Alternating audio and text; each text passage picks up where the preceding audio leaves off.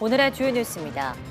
코로나19 신규 확진자는 3만 5천여 명으로 일주일 전보다 5천여 명 늘었지만 2주 전보다는 8천여 명 줄었습니다. 위중증 환자는 489명으로 9일 연속 400명대를 유지하고 있는데 일단 설 연휴로 인한 급증 현상은 나타나지 않는 모습입니다. 서울 등 중서부 지방에 대설주의보가 내려진 가운데 많은 눈으로 인한 빙판길 미끄럼 사고가 우려됩니다. 이번 눈은 오늘 오후 수도권과 강원도부터 점차 그치겠지만 충청 이남 지역은 내일까지 최고 10cm의 눈이 더 내릴 전망입니다. 국내 연구진이 인공지능 기술을 활용해 사전 정보 없이도 집안 특성을 이해하고 보행 자세를 바꾸는 사족 보행 로봇을 개발했습니다. 이 로봇은 단단한 땅뿐 아니라 모래와 같은 지형에서도 안정적으로 달릴 수 있습니다. 경기 침체 여파에도 불구하고 메모리 반도체가 2026년까지 반도체 가운데 가장 높은 성장률을 보일 것이란 전망이 나왔습니다. 업계는 5G와 인공지능, 고성능 컴퓨터 등 첨단 기술이 대량의 데이터 처리가 필요한 만큼 메모리 반도체 수요는 지속할 것으로 전망했습니다. 미국 마이크로소프트의 클라우드 서비스가 7시간 동안 장애를 일으켜 전 세계 사용자가 불편을 겪었습니다. 이 클라우드 서비스는 사용자만 5억 명이 넘는 것으로 알려졌는데 피해 인원수와 정확한 장애 원인 등은 아직 밝혀지지 않았습니다.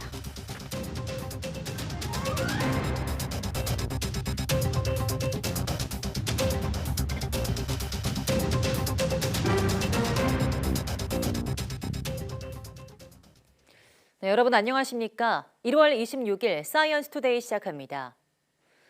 오늘 0시 기준 코로나19 신규 환자는 3만 5,096명으로 집계됐습니다. 일주일 전보다 5천여 명 많고 2주 전보다는 8천여 명 적습니다. 신규 환자 가운데 국내 발생은 3만 5,062명, 해외 유입 34명입니다. 위중증 환자는 489명, 9일 연속 400명대를 나타냈습니다. 코로나19로 어제 하루 숨진 사람은 26명으로 누적 사망자는 33,296명입니다. 다음 주 실내 마스크 의무가 조정되면 확진자 7일 격리만 사실상 의무로 남게 됩니다. 방역당국은 세계보건기구의 비상사태 해제 뒤 의무 조정을 검토하기로 해 곧 본격적으로 논의가 시작될 것으로 보입니다. 신윤정 기자입니다. 다음 주 월요일부터 대부분의 실내에서도 마스크를 벗게 되면서 마지막 남은 의무 방역 수칙인 확진자 7일 격리는 언제 풀릴지가 뜨거운 감자로 떠올랐습니다. 1차 관건은 오는 27일 결정될 세계보건기구의 공중보건 비상사태 해제 여부입니다. 공중보건 비상사태가 해제가 되고 그리고 우리나라도 그 위기 단계가 이제 조정이 되는 그런 시점에 그 격리 의무도 이제 종합적으로 저희가 검토를 할 예정입니다. 현재 격리 의무를 유지하는 국가 중 일본과 싱가포르 등은 음성이 나오면 7일 의무 격리 기간이 줄고 이탈리아와 독일 등은 5일 이내입니다. 미국과 캐나다, 영국, 프랑스 등은 의무가 아닌 권고로 운영하고 있고 노르웨이와 스웨덴 등은 격리 자체가 없습니다. 이에 따라 우리나라도 기간을 줄이는 방향으로 논의될 전망인데 기간은 유지한 채 의무를 권고로 전환하자는 의견도 있습니다. 사회적 거리두기도 그렇고요. 마스크 착용 의무도 그렇고 점진적이고 단계적으로 조절을 해왔거든요. 감염되고 나서 바이러스 배출이 가장 많은 시기를 이제 피하는 개념이거든요. 바이러스 배출이 되고 있는 기간에 격리를 해제한다라는 거는 영 이상한 방법이잖아요. 상황이 맞고 조건을 갖추었다면 일주일 격리를 유지하라는 의미가 권고이기 때문에 조정 시점은 지금 당장은 이르고 실내 마스크 조정 경과를 2주에서 4주 정도 지켜본 뒤에 가능하다는 게 공통된 의견입니다.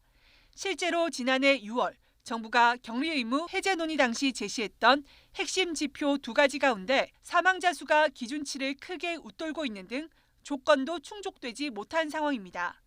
이에 따라 겨울철 재유행이 끝을 보이고 사망자 수가 떨어지는 시기가 7일 격리 의무 조정 시점이 될 거란 전망입니다.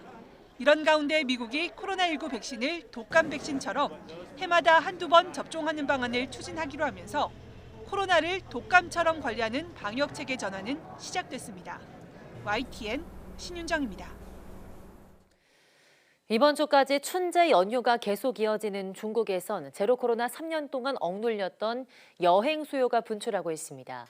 중국인들이 은행에 쌓아둔 돈도 900조 원에 육박해서 국제 물가 상승 압력이 될 거란 우려도 나오고 있습니다. 베이징에서 강정규 특파원이 보도합니다. 동양의 베니스라고 불리는 중국의 수상마을. 난간을 꽉 채운 인파가 뒤뚱뒤뚱 걸음을 옮깁니다. 세계 문화유산 병마용에서도 앞사람의 뒤통수만 구경하다 나오기 일쑤입니다.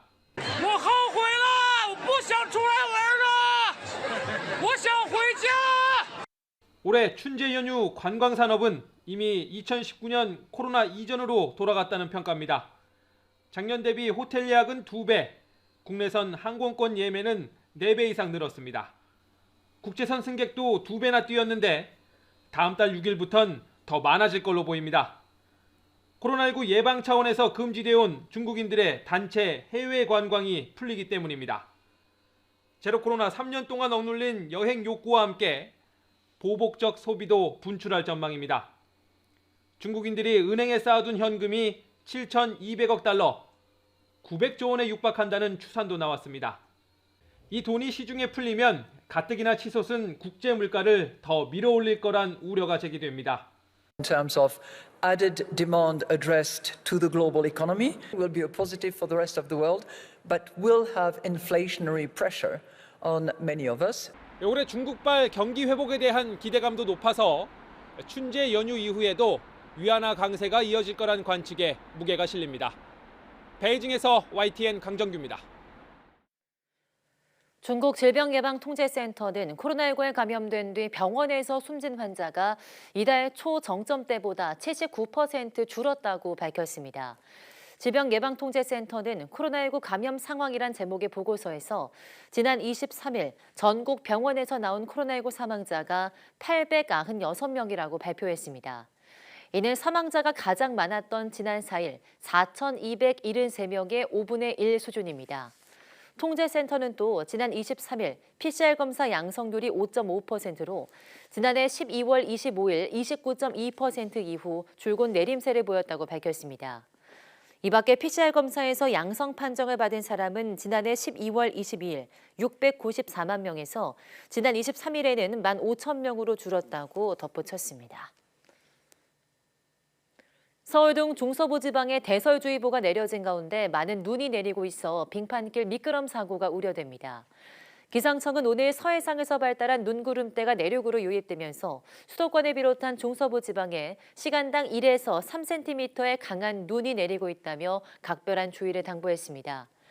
오늘 출근길 충남 서해안과 경기 서해안에 10cm에 가까운 눈이 내린 가운데 서울 등 수도권에도 5cm 안팎의 적설량이 기록됐습니다. 이번 눈은 오늘 오후에 수도권과 강원도부터 점차 그치겠지만 충청 이남 지방은 내일까지 최고 10cm의 눈이 더 이어질 것으로 보입니다. 한국에 비해서 겨울이 포근한 일본에도 10년 만에 최강의 한파가 몰아쳤습니다. 익숙하지 않은 추위에 폭설까지 내려서 각지에서는 도로와 열차 운행이 마비됐고 인명피해도 발생했습니다. 도쿄에서 이경아 특파원이 보도합니다. 일본 오사카 인근 교토에 최고 15cm의 눈이 쌓였습니다. 겨울에도 좀처럼 영하로 내려가지 않는 지역에 강풍과 함께 큰 눈이 내린 겁니다. 그 영향으로 한때 열차 15편이 멈춰서 일부 차량에는 새벽까지 승객들이 갇혀 있었습니다. 이 중 10여 명은 응급 후송됐습니다. 10時間閉じ込められて、もうずっと10時間電車の中で、もうその間にももう体調不良の方がいっぱいおられたんで。 기습적인 폭설과 한파로 도로도 사실상 마비됐습니다. 고베와 나고야를 잇는 고속도로 일부 구간에서는 수십 킬로미터씩 차들이 발이 묶였습니다. 다른 지역에서도 빙판이 된 도로 위에서 크고 작은 사고가 속출했습니다. 三重県は雪に慣れてないので、できるだけ乗っていただかない方が安全かなと。 포근한 일본 남부 큐슈 지역도 이번 한파의 예외가 아니었습니다. 오이타현別府에서는 폭설과 강풍에 나무가 쓰러지면서 60대 남성 한 명이 숨지기도 했습니다. 最新の気象情報や交通関係の情報に十分ご注意いただき、不要不急の外出は控えていただきますようお願いいたします。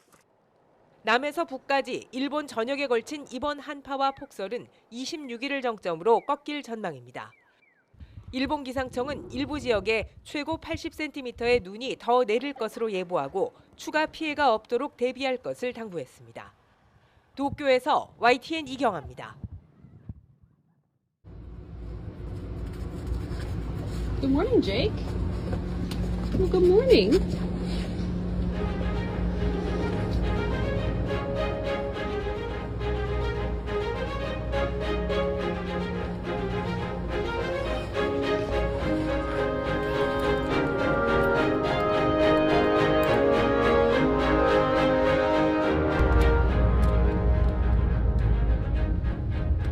Waiting for the bus.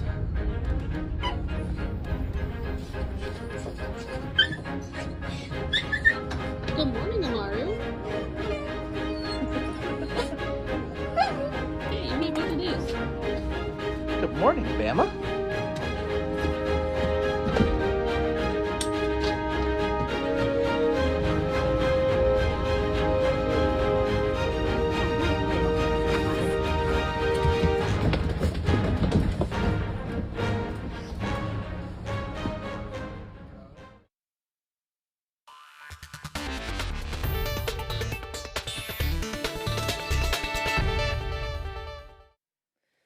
국내 연고진이 단단한 땅은 물론이고 푹신한 모래사장도 안정적으로 걷고 뛸 수 있는 사족 보행 로봇을 개발했습니다.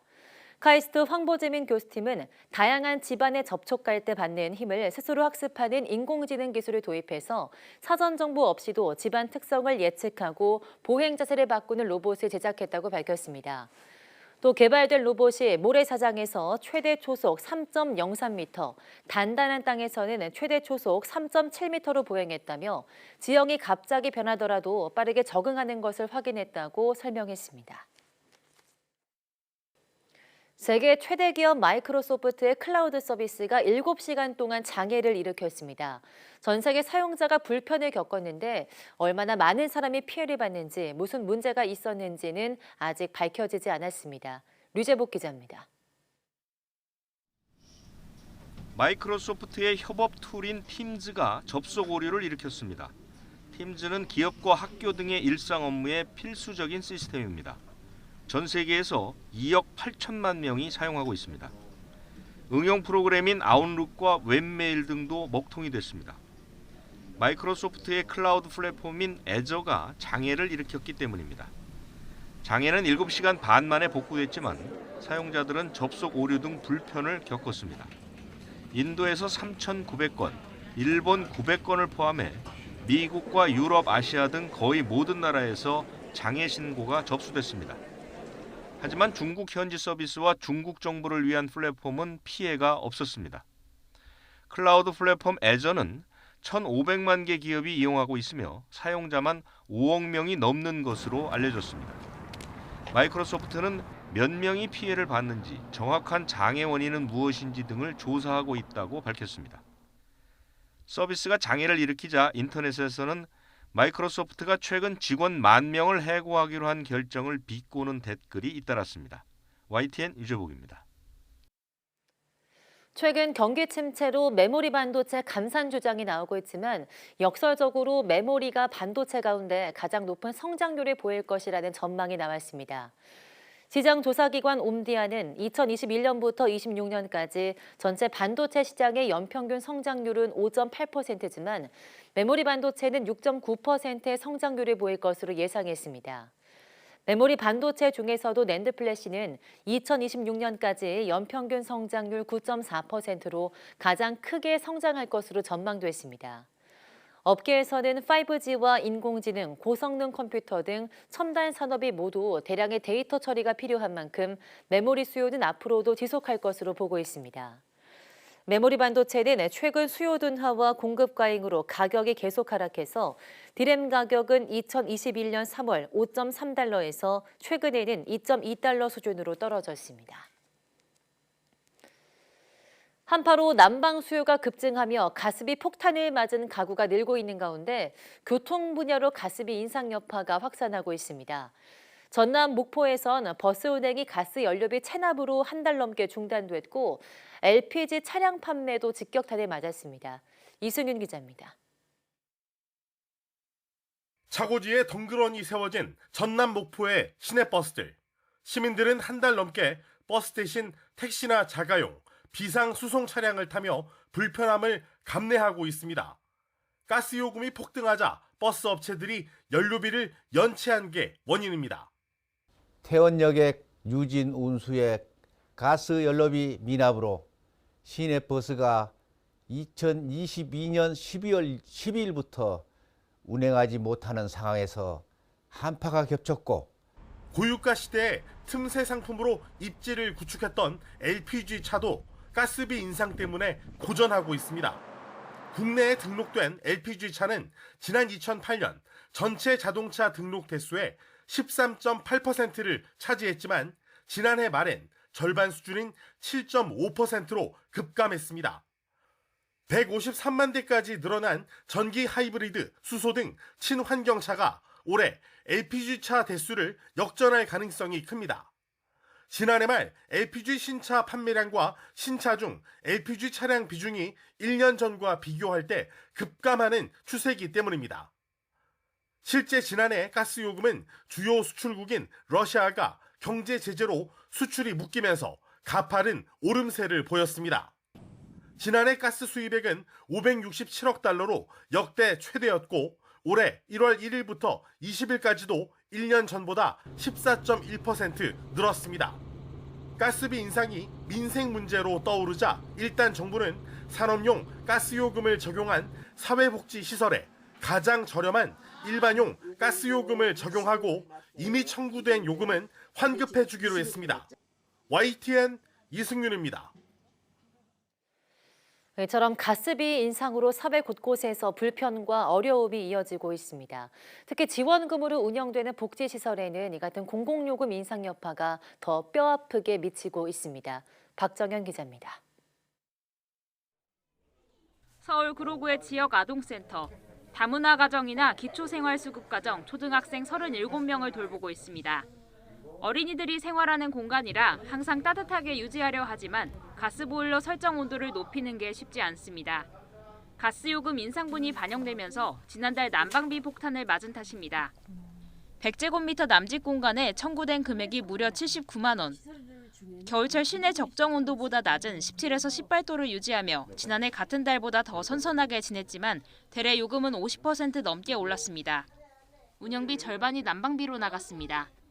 대략 지금 50%가량을 가스비가 혹은 다음 달이 되면은 방학에 온전하게 이제 아이들이 있었던 기간을 다음 달에 반영되기 때문에 심지어는 60%나 70% 또 제가 아는 기관은 이미 운영비로 받은 금액 전액을 가스비로 사용해야만 하는.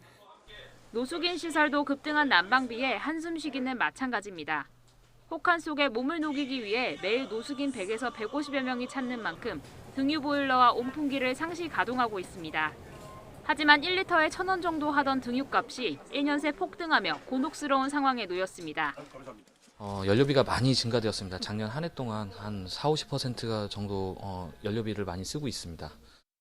지난해 같은 기간과 비교해 사회복지시설에 적용되는 산업용 도시가스 요금은 40% 정도 올랐고 등유 역시 리터당 400원 넘게 뛰었습니다.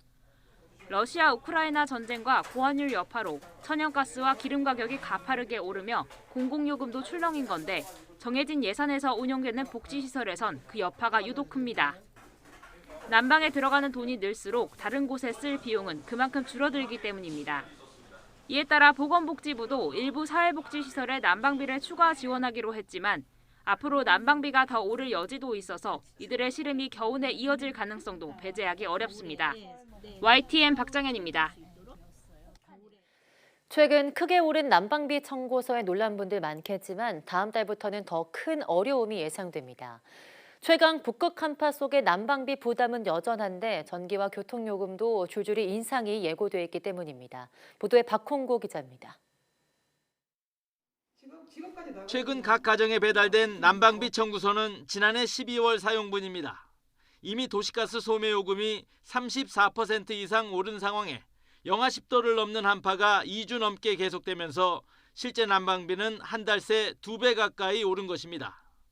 12월 초부터 한파가 내려오면서 12월 한 달 동안 25일 정도는 평년보다 추웠던 그런 날씨였고 아주 매우 이례적으로 정말 추웠던 그런 달이라고 할 수가 있죠.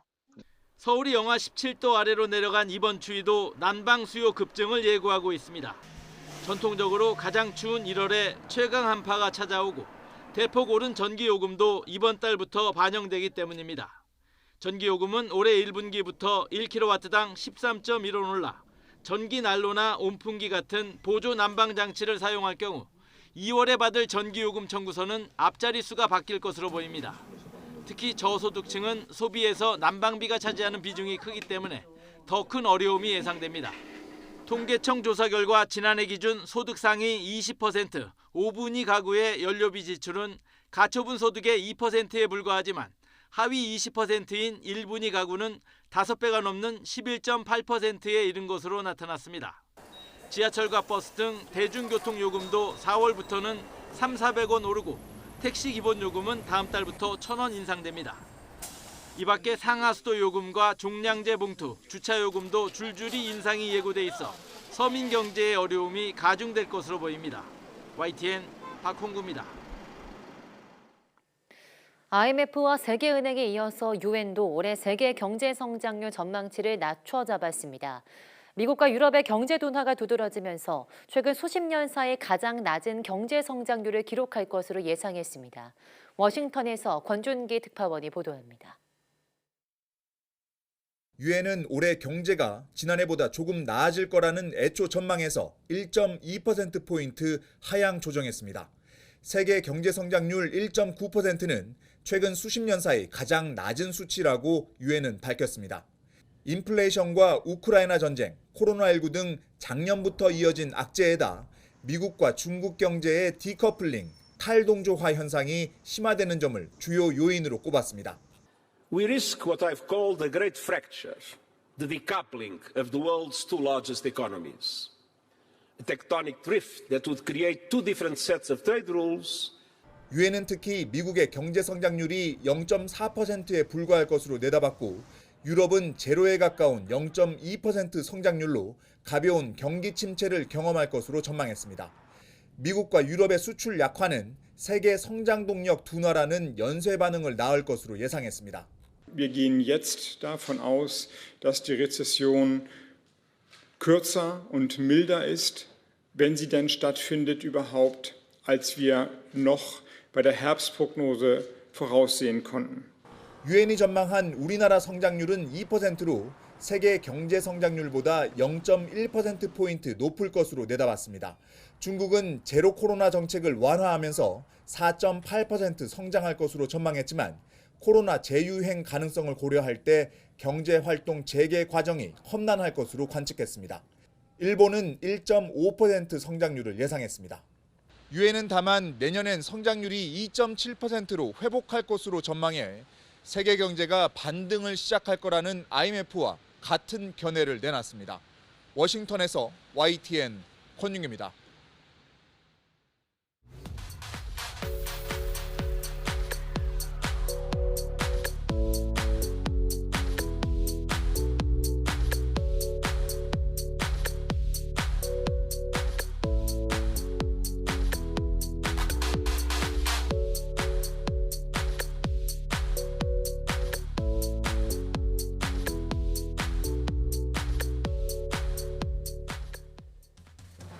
코로나19로 익숙해진 PCR 검사는 DNA 양을 증폭시켜서 표적하는 핵산을 검출하는 기술입니다.